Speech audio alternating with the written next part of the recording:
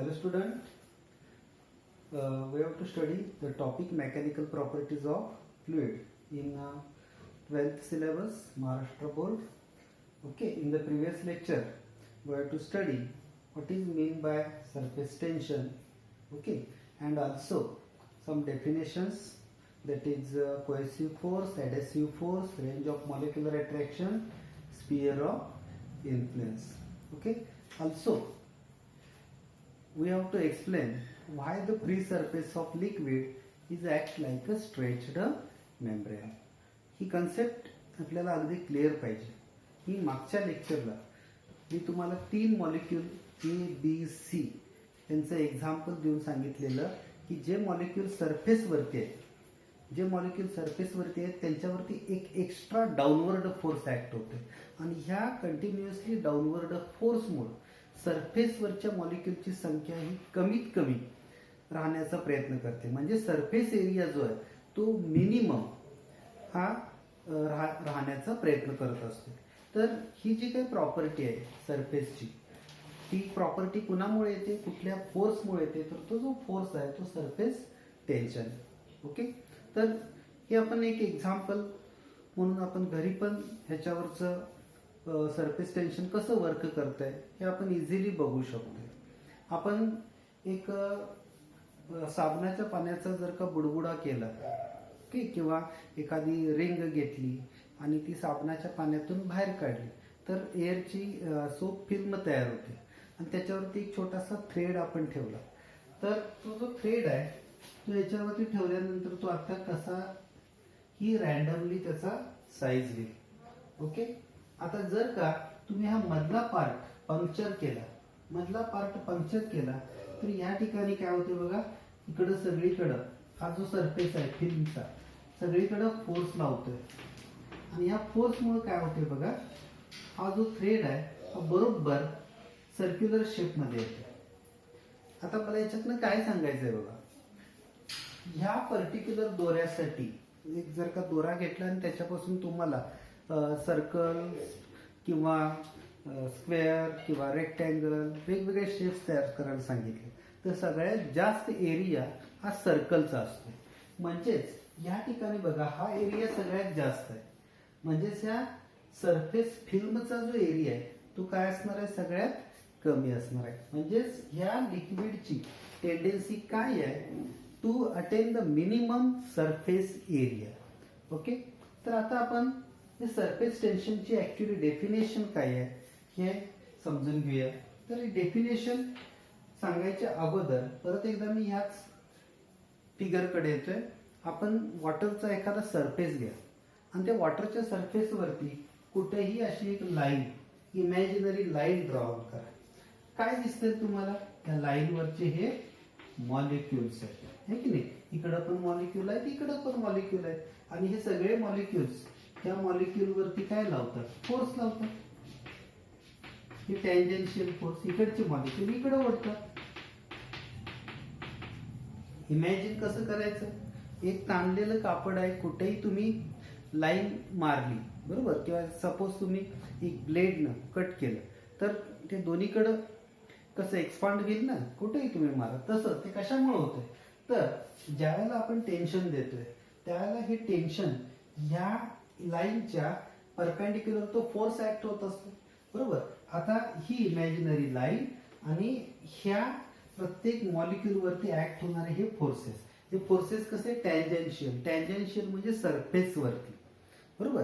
तर हिथं डेफिनेशन आपण कशी केली, टोटल फोर्स किती झाला या लाईन वरती बरोबर. टोटल फोर्स किती झाला, तर एका मॉलिक्यूल वरती हा एफ फोर्स आहे. टोटल फोर्स किती झाला, फोर्स पर युनिट लेंथ किती आला, तर फोर्स पर युनिट लेंथ आला, त्याला आपण काय म्हटलं, सरफेस टेन्शन. म्हणजे टोटल फोर्स किती झाला, F is equal to T into L. याच्यातलं टी म्हणजे काय, एका युनिट लेंथ वरती किती फोर्स ऍक्ट होतोय. आपण हा सरफेस घेतला, सपोज वॉटरचा सरफेस आहे असा, ओके, आणि आपल्याला सांगितलं की इथं एवढीच एक लेंथ घेतलेली आहे किंवा इथे एक मी निडल ठेवली सपोज, जी ग्रीस निडल आहे की ती फ्लोट करते. तर ही फ्लोट का करते, ह्याच्या पाठीमागचं पण रिझन आपण समजून घेणार आहे. पण पहिल्यांदा इथं बघा, ह्या निडल चे जे मॉलिक्युल्स आहेत त्यांना वॉटरचे मॉलिक्युल इकडे फोर्स लावणार आहेत, इकडे पण फोर्स लावणार आहे. ओके.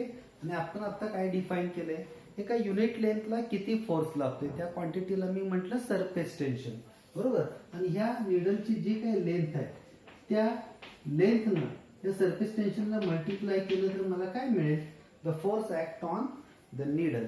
ओके. तेव्हा लक्षात ठेवा सरफेस टेन्शनची डेफिनेशन आपण कशी करणार आहे. The tangential force per unit length. Okay.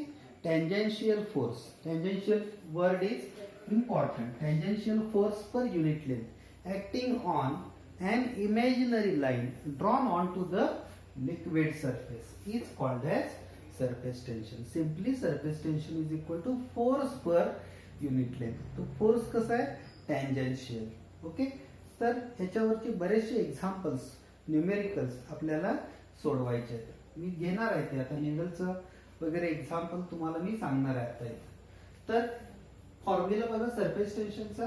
Surface tension is equal to tangential force per unit length. SI unit काय येणार, फोर्स साठी न्यूटन, लेंथ साठी मीटर. डायमेन्शन्स काय येतील, न्यूटनचे डायमेन्शन्स आहेत m1 l1 t-2. Okay. Divided by l1. therefore m1 l0 t-2. these are the dimensions of surface tension. Okay.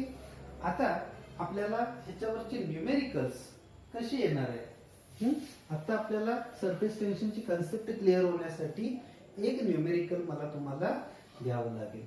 तर याच्यामध्ये थोडंसं ॲज्युम करा, एक निडल आहे माझ्या हातात. त्या निडलला मी ग्रेसिंग केलेलं आहे. ग्रेसिंग का करणार आहे हे नंतर सांगेनच मी तुम्हाला. ॲडेसिव्ह कोहेसिव्ह फोर्स नंतर काय इम्पॉर्टंट आहे. तर ही निडल जी आहे, ही निडल मी अलगद काय केली, वॉटरच्या सरफेसवरती अशी ठेवली. वॉटरच्या सरफेसवरती ठेवली. वॉटरच्या सरफेसवरती ठेवल्यानंतर ही जी निडल आहे ती फ्लोट करायला लागते. बरोबर.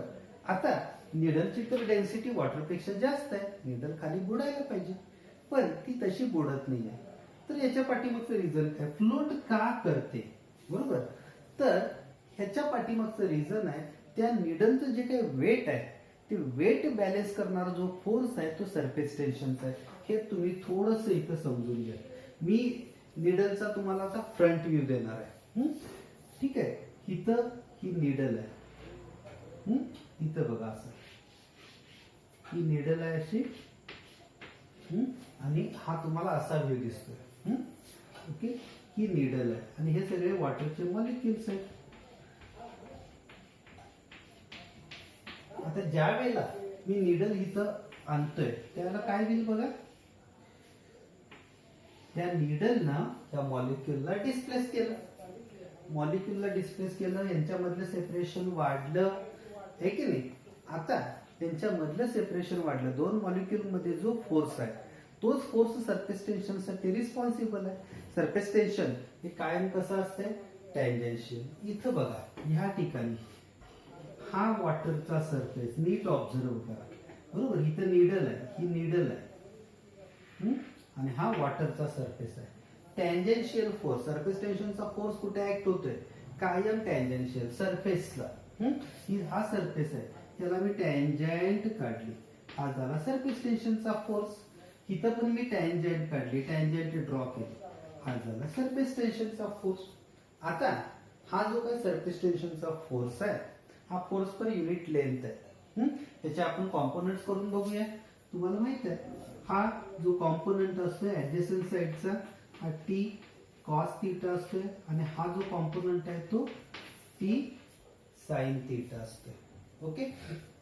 तर आता टी कॉस थीटा सगळे काय होणार आहेत, एकमेकांना कॅन्सल करतील, आणि T sine theta total of word force हा बॅलन्स करणार आहे कोणाला, वेट ऑफ द निडल. म्हणजेच आपण इथं काय लिहू शकतोय, weight of the needle is equal to mg. आणि बॅलन्स कोण करतंय, सरफेस टेन्शन मुळे मिळणारा अपवर्ड फोर्स.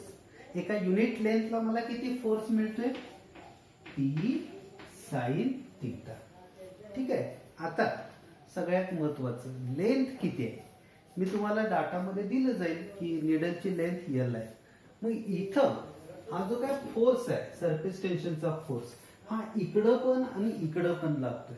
म्हणजे निडल साठी मला लेंथ जी आहे ही किती घ्यायला पाहिजे 2L घ्यायला पाहिजे. इथं सगळ्यात महत्वाचं लक्षात ठेवा जी लेंथ आपण घेतोय ती लेंथ म्हणजे त्या वॉटरनं त्या सॉलिडच्या किती लेंथला भिजवलेलं आहे ही लेंथ आपल्याला घ्यायची आहे. ओके, तर इथं परत एकदा नीट समजून घ्या.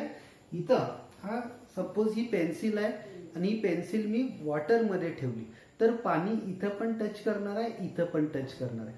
पेन्सिलची लेंथ जर का L असेल तर इथं मला घेताना की लेंथ किती घ्यायला लागणार आहे, इकडची L आणि इकडची L, टोटल लेंथ किती घ्यावी लागणार आहे 2L. इथं पण मला किती घ्यावी लागेल T sin θ इंटू 2L. आणि याच्यामध्ये तुम्हाला वॉटरचं सरफेस टेन्शन दिलं जाईल, कुठल्याही लिक्विडचं मास दिलं जाईल, कदाचित ग्रॅव्हिटी माहित असेल, लेंथ किंवा याच्यातलं कुठलीही क्वांटिटी तुम्हाला विचारली जाऊ शकते. ह्या टाईपचे एक्झाम्पल्स हे बरेचसे तुम्हाला येणार आहेत. Find out the surface tension of water किंवा find out the weight of the needle which is floating on that water surface. तर रिझन समजून घ्या. जेव्हा मी नीडल खाली इथं ठेवतोय वॉटरच्या सरफेस वरती तेव्हा सरफेस टेन्शनचा फोर्स त्या नीडलला इकडं आणि इकडे ढकलतोय. यांचे आपण कॉम्पोनंट्स केले, हॉरिझॉन्टल कॉम्पोनंट्स कॅन्सल होणार आहेत, व्हर्टिकल कॉम्पोनंट्स ऍड होणार आहेत. आणि व्हर्टिकल कॉम्पोनंट्स कुणाला बॅलन्स करणार आहे, वेट ऑफ द नीडलला. ओके, तर हा महत्वाचा पार्ट आहे सरफेस टेन्शनच्या डेफिनेशनचा आणि ह्याच्यावरचे न्यूमेरिकल्सचा. सरफेस टेन्शन कुणावरती डिपेंड आहे तर ह्याच्यावरती बऱ्याच वेळेला एक्झाम्पल्स येऊ शकतात. When you hit the fluid, when you heat the liquid, then surface tension increases, decreases, remains same, can't say. तर याच्यामध्ये एक विचार करायचा, सरफेस टेन्शन मुळात येते कुणामुळं, दोन मॉलिक्यूल मधला फोर्स. बरोबर. आता ह्या जो फोर्स आहे तो शॉर्ट रेंज आहे. जर का तुमचे दोन मॉलिक्यूल लांब असतील तर फोर्स पण काय होणार आहे, कमी होणार आहे. ज्यावेळेला आपण हिटिंग करतोय त्यावेळेला हे दोन मॉलिक्यूल्स एक्सपांड होणार आहेत, यांच्यामधलं सेपरेशन वाढणार आहे. सेपरेशन वाढलं तर इंटरमॉलिक्युलर फोर्स काय होणार आहे, तिथं वीक होणार आहे. इंटरमॉलिक्युलर फोर्स वीक झाला तर सरफेस टेन्शन पण तिथं काय होणार आहे, डिक्रीज होणार आहे. ठीक आहे.